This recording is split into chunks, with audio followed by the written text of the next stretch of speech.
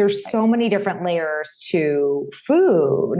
And so, yeah, absolutely guiding people in each one of these elements so that, first of all, they're able to see how it has been for them in the area of food and their body and weight.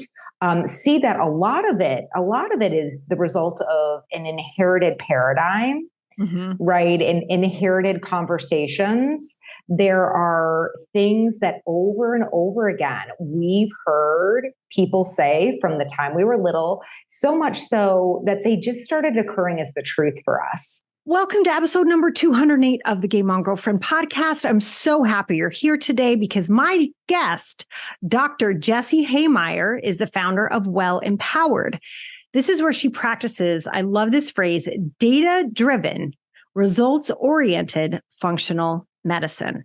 Yeah, just like think about that for a second, right? Like driven by data, but focused on results. And what I really love about our conversation today is how much heart and warmth and soul she brings to her work. As you guys know, if you've been following me for a while, this journey on health or weight loss, weight gain is something that, has really entered my life when I was age 8, and it's stuck with me for a really long time.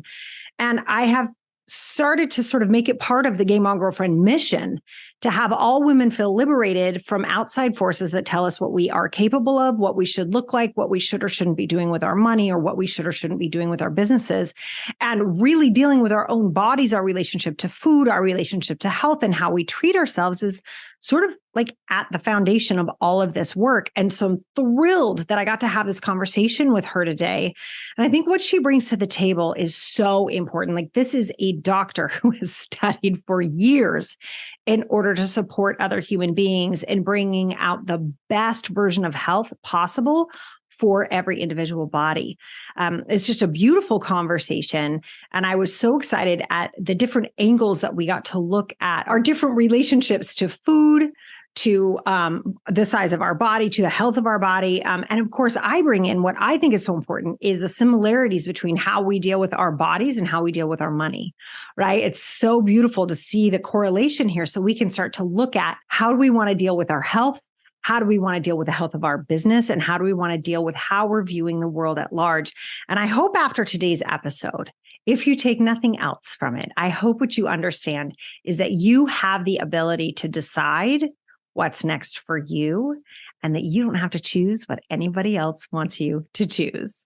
So pop in those earphones and let's get to it. Jessie, welcome to the Game On Girlfriend podcast. Thank you so much, Sarah. It is such a pleasure to be here with you. I have to say, we are talking today about something that is so near and dear to my heart. Like, I have had a struggle with weight since I think I was born. And I just love these conversations. I think they're so important for, I'm going to get like grandiose for a second, but for the liberation of women, for our ability to think about things besides the size of our bodies, but also to be healthy. So excited to have you today.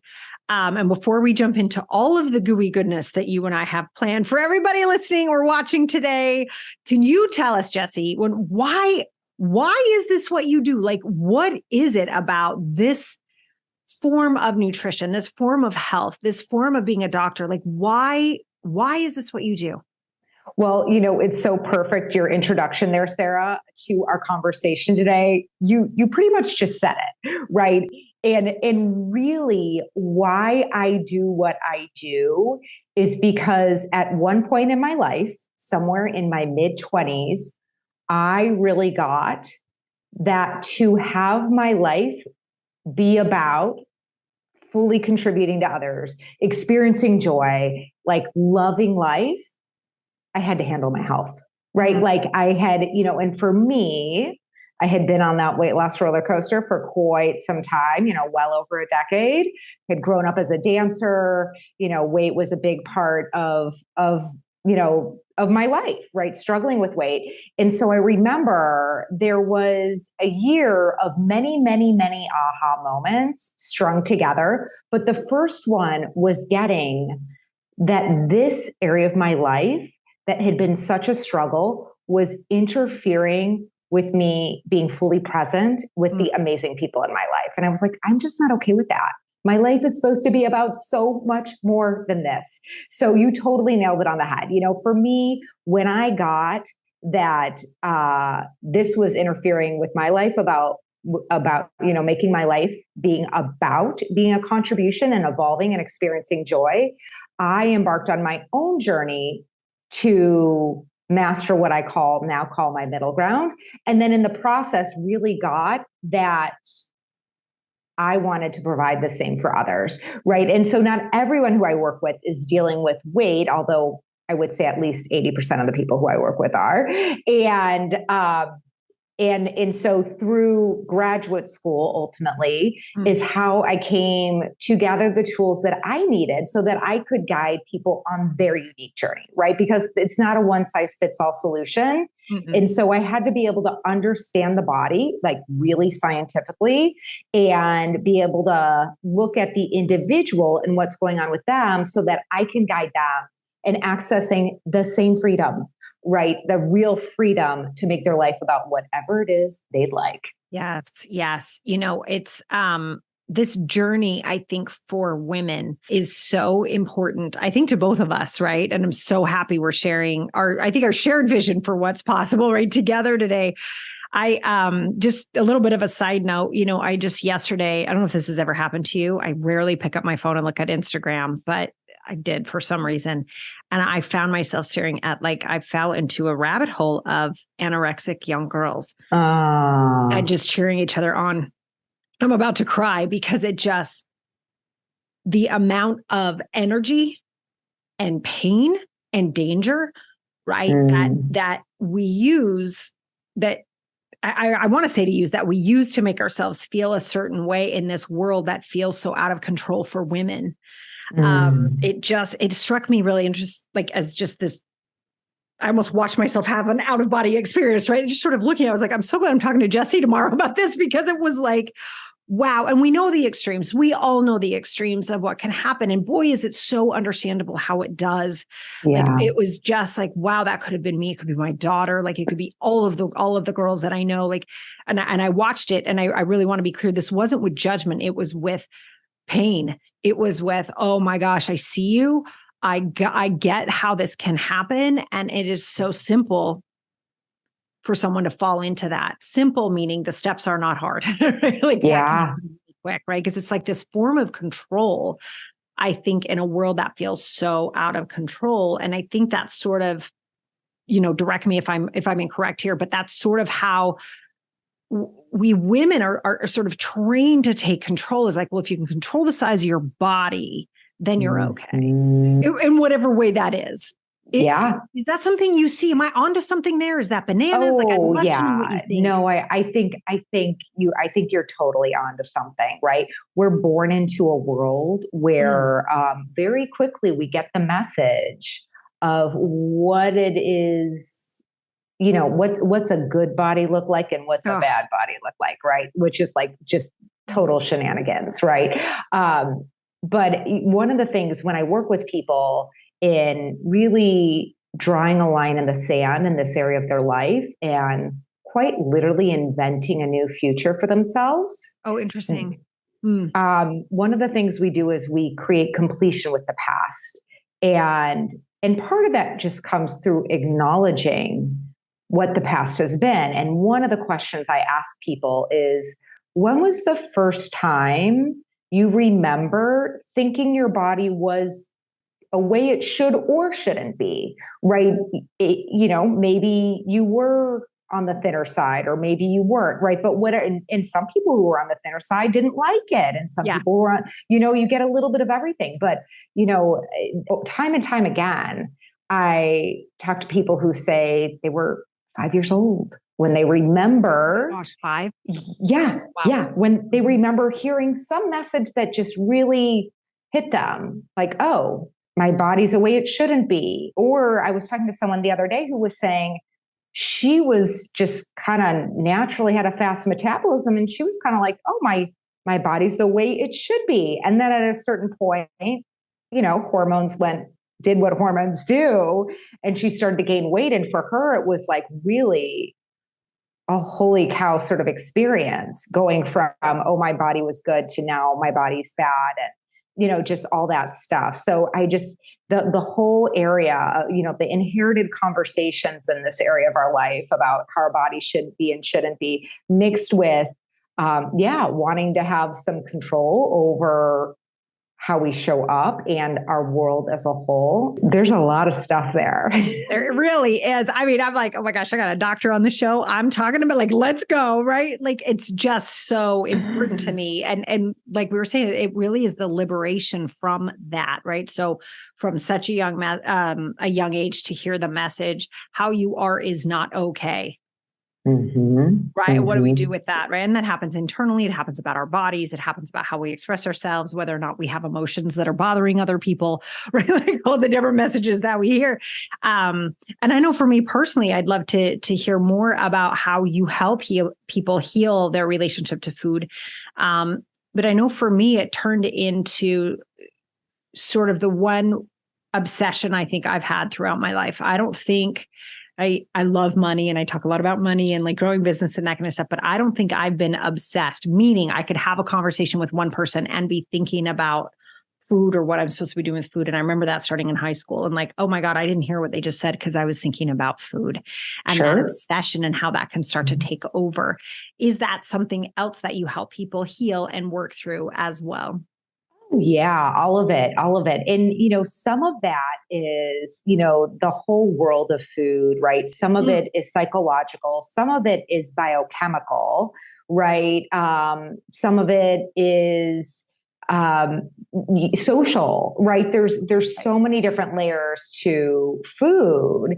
And so, yeah, absolutely guiding people in each one of these elements so that, first of all, they're able to see how it has been for them in the area of food and their body and weight. See that a lot of it is the result of an inherited paradigm, right? And inherited conversations. There are things that over and over again, we've heard people say from the time we were little, so much so that they just started occurring as the truth for us. One of my favorite examples of this is the concept that food or beverages are good or bad. Yeah. Right. There's good food or bad food. And, oh, I cheated yesterday, or I was so good last week. And all of this language is the language of morality. Yes. And there is no morality in food or beverages. I don't care if you had 3 pints of Ben & Jerry's last night and finished off with a supersized Coke, right? I mean, it has an impact, but it's not bad, right? And so we want to start thinking about food from that perspective, right? Food and beverages, they just produce certain outcomes, and we either like those outcomes or we don't. And so how do we, give up that old conversation of there being morality around what we're doing or what we're not doing? Because when that's there, well, then of course, shame is just there aplenty. And, shame is really, I believe, an internal conversation that is, there's something wrong with me. Yeah. Right. And that conversation of, there's something wrong with me or I'm bad, those kind of conversations, there's just no access to evolving, and so to really, first of all, just disentangle the world of, food and beverages and put to rest the inherited conversations, one of them being morality, but there are others. And start to look at, really, if this area of my life were just handled, what would life be like for me? It's kind of like, I start to envision Dorothy landing, she lands in Oz and opens up and it's like Technicolor dream, sort of situation. It's like, no, that really can be your experience. Imagine what it would be like to just not have this on your mind anymore, to just have it handled. I do. I think that is like the most beautiful thing. I actually remember I was on vacation a couple summers ago and I was reading a book about different goddess archetypes of all the crazy things for me to be reading. And I loved it. And there was one goddess, forgive me, I can't remember her name, but she was all about the female body. And there was one line in that book was like, imagine what would be possible on the planet if women didn't worry about their bodies.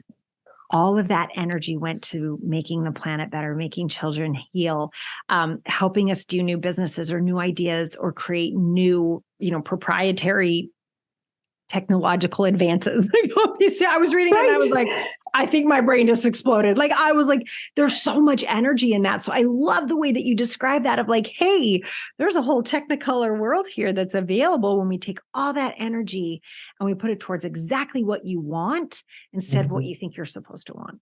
So cool. Absolutely. Yes. Yeah. And as you were saying that, I'm in my head, I'm like, okay, so world peace, done deal. Right? Hunger ended, planet saved. I mean, it's like, come on, Children ladies. Happy. Right. Yeah. It's like thriving. The list is long, man. Truly. So good. So good. So I know you have this awesome thing that you talk about where there's like one question that someone can ask to really radically alter how they view their health, their relationship to food. Can you share it with us? Yes. So said most simply, it is, why is your health so important to you? Right. But to dig into that a little bit more deeply, I'll actually invite your listeners to engage in an exercise. And it involves a little bit of time traveling. So, however old you are right now, we're going to time travel 5 years. So magically, I'm 51 now. And in this 5-year future, I invite you to envision being you, like actually walking around in the world and getting dressed in the morning and going about your day with your health as you intend and desire it occur. That means, okay, if weight is on your mind, your weight's just handled. It's just handled, right? If your digestion's on your mind, digestion handled.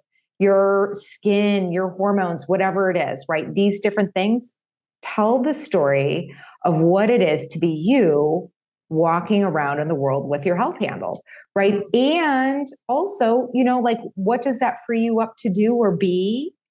And typically that's in your relationship with yourself or in your relationship with others or what you're able to create personally, professionally.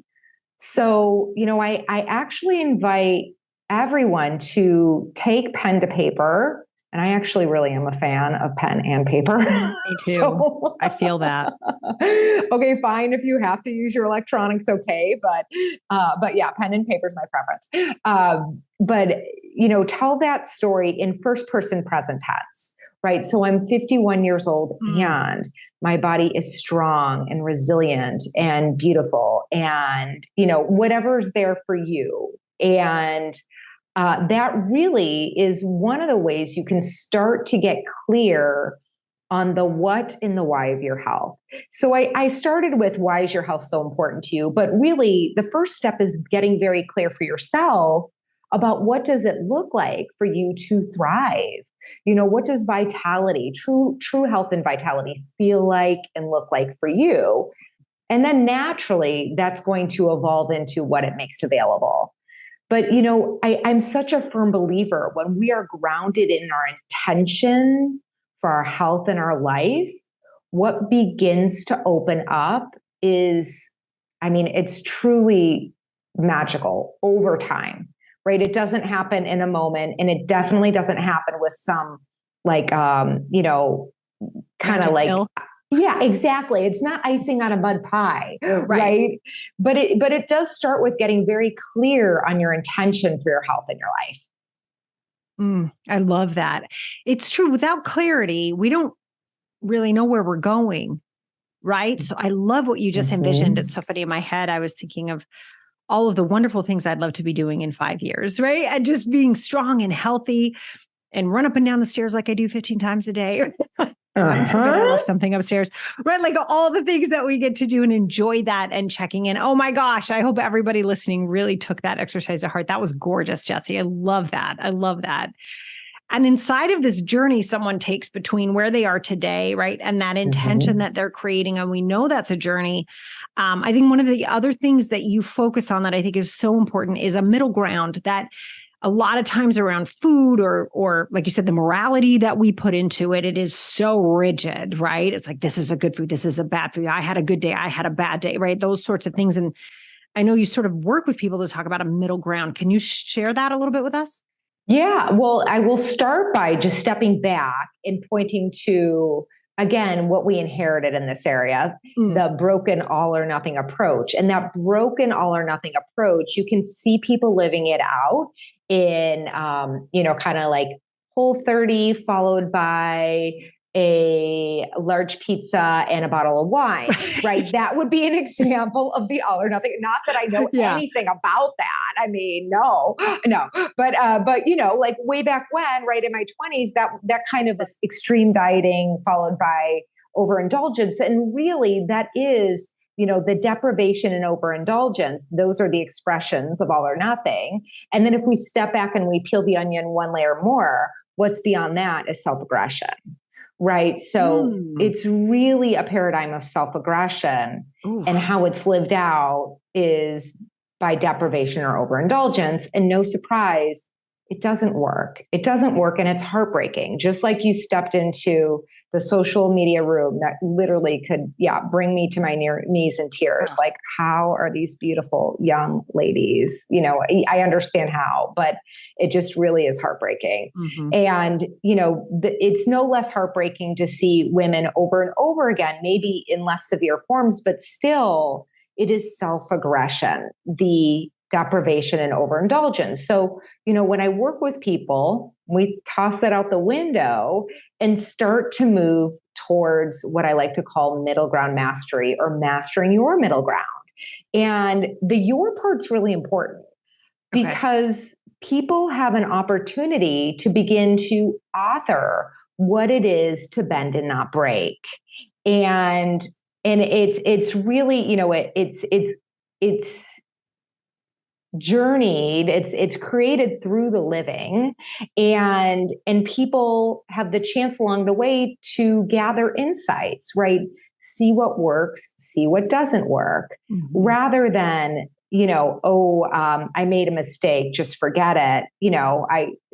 I'm a failure, and so I might as well just give up. All those kind of things that can happen when people have one day where they eat one extra cookie than they wish they would have, right? It's this instead is really, okay, great. What worked, what didn't work. And okay, that choice that you now look back at, if you could do it over, you do it differently. What would you have done differently? And let's see how we can set you up. Like, let's start to talk about strategies and that whole middle ground mastery journey is really one of self-love.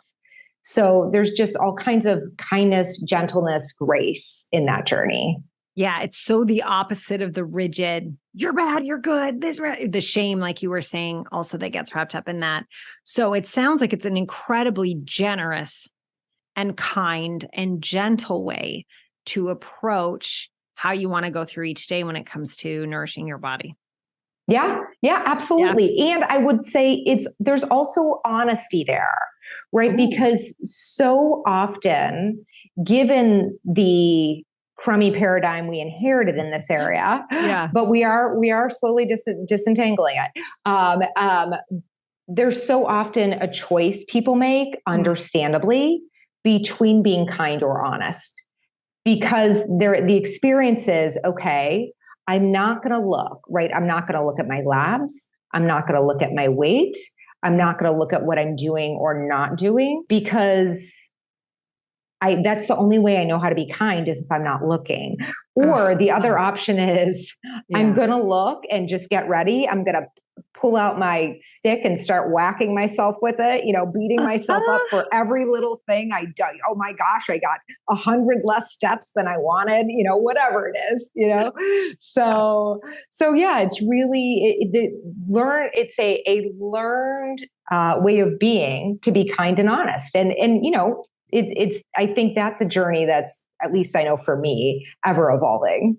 For sure. For sure. And I'm seeing so many, you have to forgive the way my brain works, but I'm seeing so many parallels between this conversation and also the way people talk about money.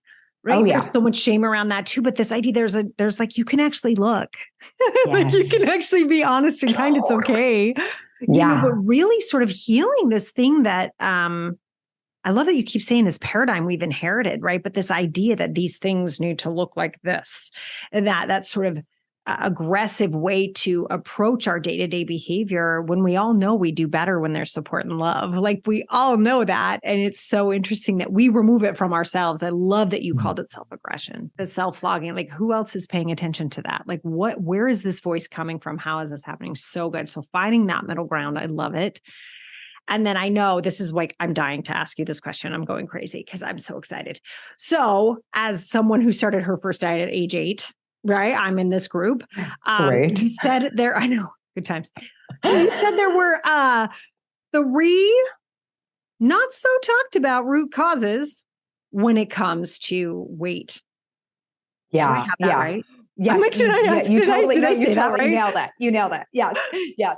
And I would say, the first thing I'll just lead off with is it's not your thyroid. I know, right? It's so funny. Yeah. People are always like, is it my thyroid? I really want it to be my thyroid. Can it just please be my thyroid? Right. And here's the thing with weight. Of course, if someone is struggling with their weight, I'm always going to look at their thyroid in a very thorough way, not just one metric, but I'm going to do at least 5, right? I really want to make sure their thyroid is working well, because if their thyroid isn't working well, it is true.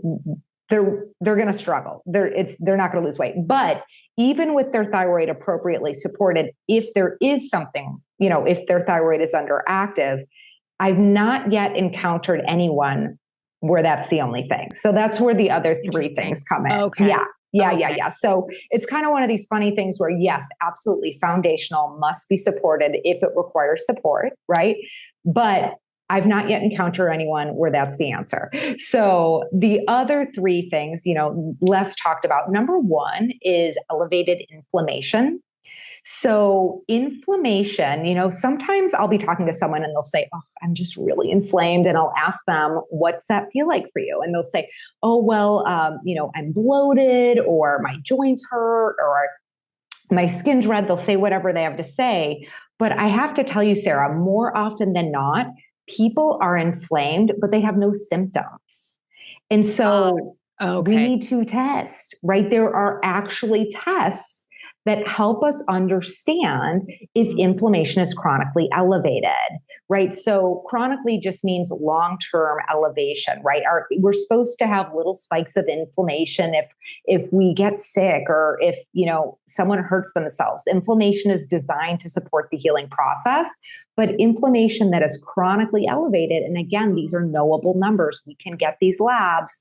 Not only does it increase the risk of virtually every disease under the sun that we do not want, it also pushes our body towards fat conservation, slows down our metabolism.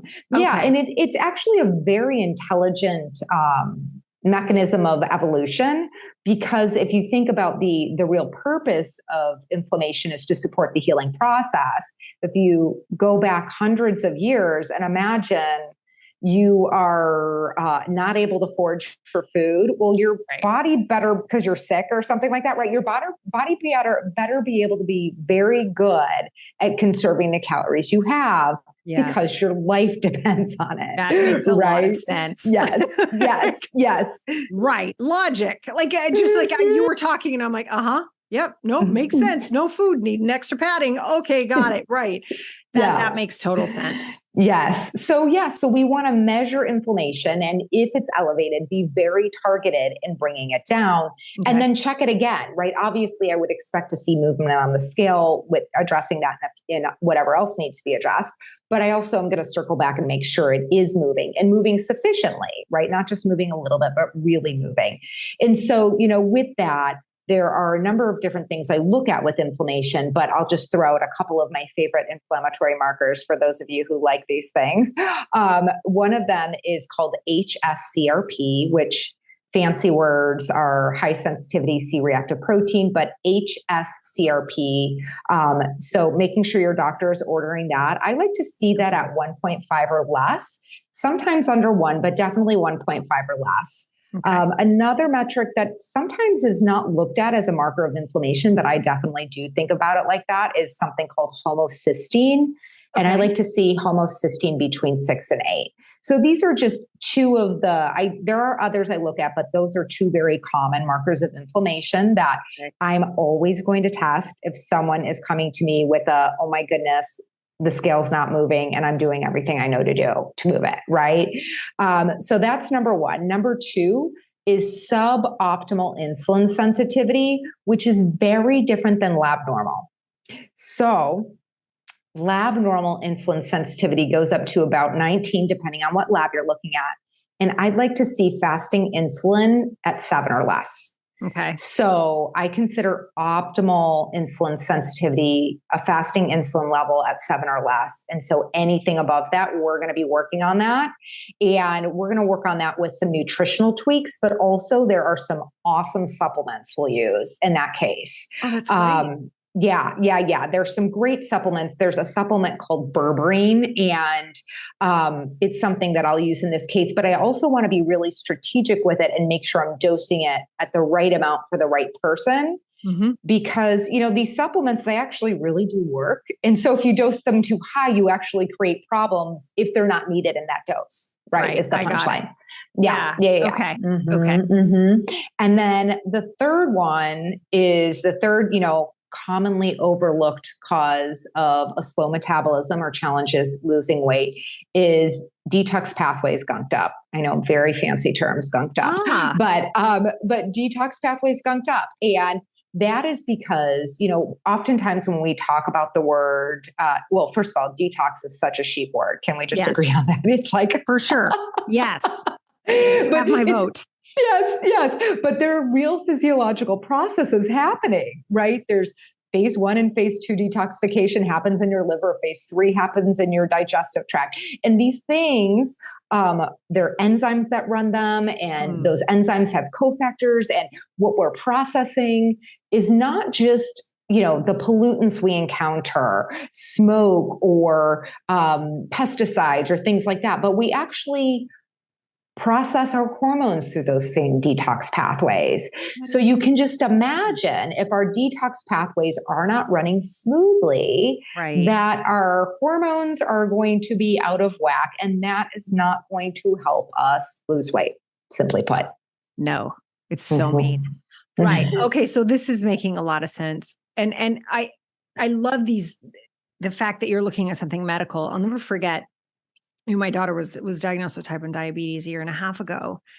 And I remember in the emergency room, she weighed 2 pounds soaking wet at this point, and the girl ate. It was not like, I was like, oh no, you don't. They were like, how is she eating? I'm like, she eats 8 pizzas. I don't know what to tell you.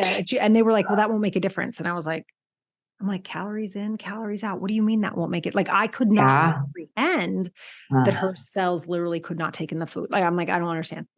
So that was my rude awakening into the power of these chemicals that are in our body. And if we're not tracking them and we don't understand what's happening, stuff looks really out of whack, even though you're doing on the outside everything that should be appropriate, right? For your body to be healthy and functioning. And so I just love how you broke that down. I think that's so important. And for us to be watching what's in our blood and to get our panels, especially as women, I think we take care of everyone else, as we all know, right? But to get those panels handled and to look at them and to not just look at the glucose level, but to look at the insulin level as well. Absolutely. Yeah. I say I practice data-driven natural medicine because it is so grounded in this data, right? The information is access to effective actions, right? How do we know what to do if we can't see what's happening? Right. And so, to me, guessing is gambling. So we really do want that information. Love that. I love that. And I know just for anybody listening, by the way, Jessie, let's just define for people, because I feel like functional medicine and this entire world, right, is still new to a lot of people. Can you just share for everybody listening as we start to wrap up here, what is functional medicine? What makes it different from like just checking in and going to your doctor? Yeah. So a few different things. One is, I would say, the approach of functional medicine, it's designed to identify and address the root cause of people's symptoms or disease processes, health challenges, right? So addressing the root cause and supporting the body such that we can heal the body as much as we can. This is to say, and I know you get this, right? You would not trust someone who said, I can heal your daughter from type 1 diabetes. She'll never need insulin, right? That's a silly promise, like just not grounded in nonsense. Yeah, exactly. Right. And there's a lot of, because obviously people want to be able to heal their bodies completely. And certainly a certain amount of healing and support is available, but it's not always true that we can completely heal the body, right? But taking a root cause approach to support the body such that the body is able to express its maximum health and vitality, and recognizing the interconnectedness of systems, right? Okay. So our digestive tract is connected to our neurotransmitters, and it's connected to our immune system. So all the interrelatedness of different parts of our body, rather than treating them like they live in isolated little chambers within this thing we call our home, right? So that's one of the fundamental things that makes a functional medicine approach different than a traditional medicine approach. Another thing is that, for the most part with functional medicine, we are using natural solutions. It's not exclusively natural solutions, but most of us functional medicine practitioners favor natural solutions. But again, it's not to say that we are against medicines. I am a big fan of knowing what's right when. It's just that I know what tools are in my toolkit. So if someone's coming to see me, I'm going to be very transparent. These are the tools in my toolkit. And if I think they need a different tool, absolutely, I'm going to send them to someone else with that tool. Right. And I think that's really important for all of us. I think so too. I love the idea that like not one specific regimen has all the answers, but together it can cause tremendous results, right? And I just love the expression of medicine. Yeah, very cool. And wellness. I guess we would call it wellness, right? Of like really supporting the wellness of the body. Yeah, and to me, it's like, why would we say no to a good tool? Each of these different approaches have great tools. We just want to use the right one for the right moment. Oh, so good. So good, Jessie. I love it. Thank you. Thank you. And I know you have a gift for our listeners today and our watchers for a health assessment. Yeah. Absolutely. I sure do, Sarah. So anyone who comes to see me rather, you make sure you let me know where you heard of me and Well Empowered, and you will be receiving 10% off your health audit. All right, all you girlfriends out there, let's go. Come on. All right. So nothing more important than health. And Jessie, if someone's like, I need me some more Jessie, where can people find you? Where do you like to hang out online? Your website? On my website, please feel free to schedule a 30-minute complimentary consultation at wellempowered.com.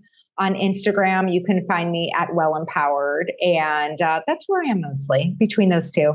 Yeah, I feel that. Okay, awesome. We will have those links either underneath this video or in the show notes, depending on how you are enjoying today's podcast episode. Jessie, thank you so much for spending time with our girlfriends today. I really appreciate everything you shared with us. Thank you so much, Sarah. It's been a pleasure to be with you and your crew.